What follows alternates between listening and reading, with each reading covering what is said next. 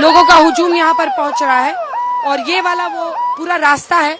इंतजाम ऐसे किए गए हैं कि कई जगहों पर फूलों की बारिश भी प्रधानमंत्री नरेंद्र मोदी के लिए होने वाली है और जो कार्यकर्ता हैं, अयोध्या के लोग हैं, वो इंतजार रहेंगे। तो प्रधानमंत्री कुछ देर में यहाँ पर आज शाम में रोड शो करने वाले हैं। इससे पहले देश भर के अगर चुनावी स्ट्रैटेजी के तौर पर आप देखें तो कई जगहों पर रोड शो करने के बाद प्रधानमंत्री अयोध्या में भी कर रहे हैं। लोगों से एक संपर्क करीब से देखने का एक चांस रहता है। आप लोग रोड शो देख रहे हैं? जी जी जी बिल्कुल। तो रोड शो देखने वालों का ही हुजूम है जो यहाँ पर अब पहुंच रहे हैं। पीएम का रोड शो होने वाला है। एक चुनावी स्ट्रैटेजी के तौर पर भी रोड शो को देखा जा सकता है क्योंकि रैली में सभी लोगों को बुलाना मुमकिन नहीं होता है। गलियों से लोग घरों से मौजूद होकर खिड़कियों पे अलग अलग जगहों पर पहुंचकर और उसके जरिए बहुत मुश्किल है उस वहां तक पता नहीं। जय श्री राम, जय श्री राम। रोड शो देखने जी हाँ, बहुत। जी मैम। पीएम का रोड शो। जी सर। जी मैं। चलिए ऐसे ही आप देख रहे हैं जहाँ कहाँ से लोग आ रहे हैं आज रोड शो देखने के लिए। कहाँ से? बरेली से। बरेली से? बरेली से मैम। बरेली वाला ग्रुप है पूरा। बिहार से आए हैं। पूजा हो गई? जी हो गई। कहाँ से आयल बड़ा? मुजफ्फरपुर। मुजफ्फरपुर से आयल छे। तो देखिए बिहार से लेकर यूपी के अलग अलग जगहों से लोग पूछ रहे हैं और इस रोड शो के जरिए प्रधानमंत्री अयोध्या में एक नए सिरे से आप कह सकते हैं जो चुनावी पिच है बीजेपी की उसको बल देते हुए दिखाई देंगे।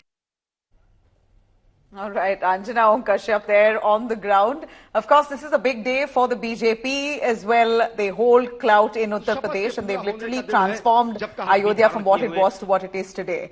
Gaurav, why don't you take us through? You've seen Ayodhya, what it was 10 years ago, possibly to what it is today. In just the last year itself, ever since the construction of Ram Mandir began to the day of the Pran Pratishtha, we see a new Ayodhya altogether. So there is a massive transformation that is on. There is no denying that fact. Ayodhya didn't have a big railway station. Not all the big trains stopped at Ayodhya. They used to go to the Faizabad junction earlier. Now there is no Faizabad. It's all Ayodhya.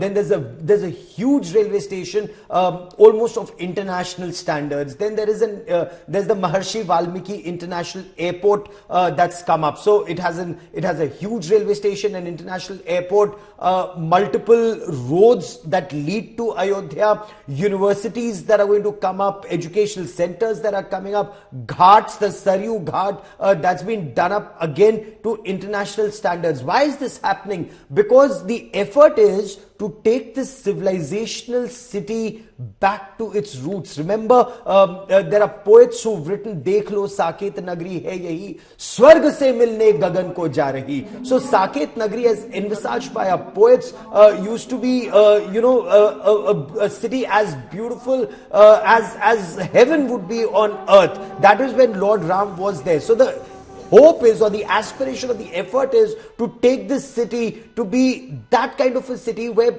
tourists and pilgrims from across the world come, quite like the Vatican or quite Mecca, or this is one of the many cities within India that will be the Sanatan civilization centers. That's the effort, Nabila. And we heard some of the devotees there really showering praises on Prime Minister Modi, that what he's given in the form of Ram Mandir at the birthplace of Ram Lalla is nothing short of a gift to the civilization, which will act as Indian heritage for hundreds of years to come.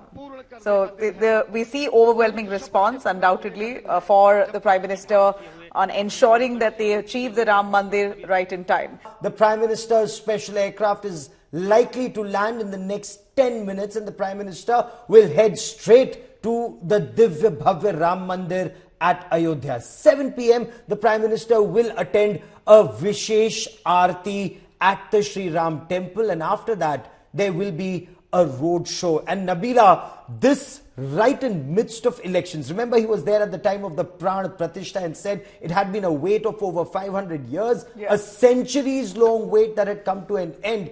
And he'd spoken about how important Lord Ram is to India's civilization. I mean, one can only imagine the seriousness with which that BJP has taken this, for them to make this a poll promise. So it's been an election promise for the people of India by the Prime Minister himself.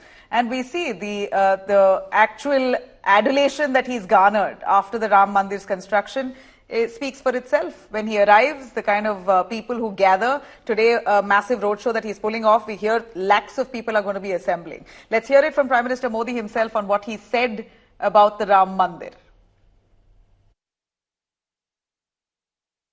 प्रभु राम तो भारत की आत्मा के कण कण से जुड़े हुए हैं। राम भारतवासियों के अंतर मन में विराजे हुए हैं। हम भारत में कहीं भी किसी की अंतरात्मा को छुएंगे तो इस एकत्व की अनुभूति होगी और यही भाव सब जगह मिलेगा।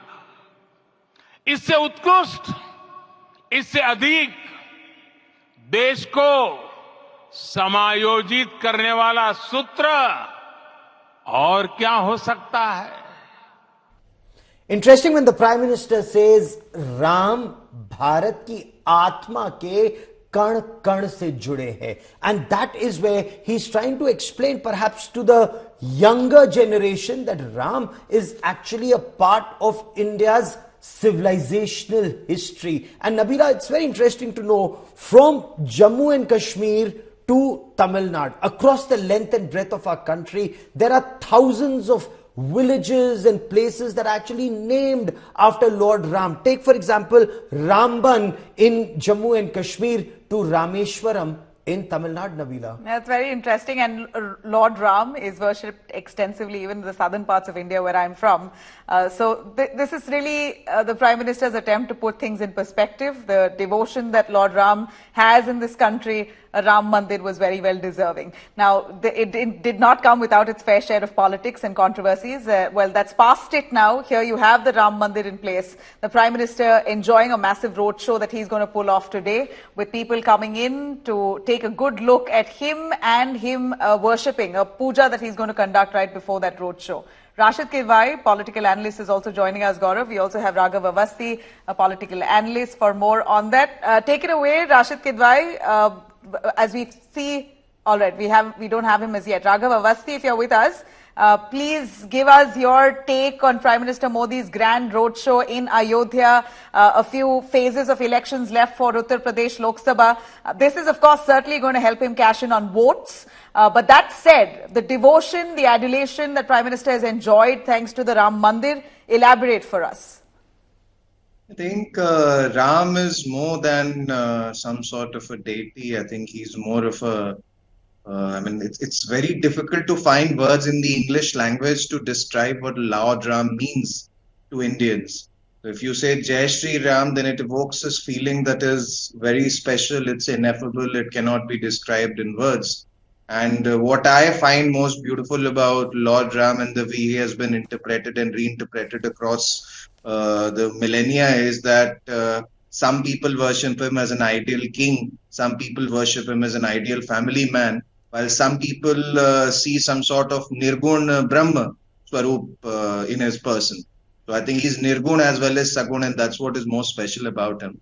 As far as the political aspect is concerned, I think once the construction of the Ram Temple became a fait accompli in November 2019, after the verdict of the Supreme Court, and I think after that the controversy was pretty much settled. But I do feel that whatever happened on the 22nd of January, that was the day when the soul of a nation long suppressed finally awakened.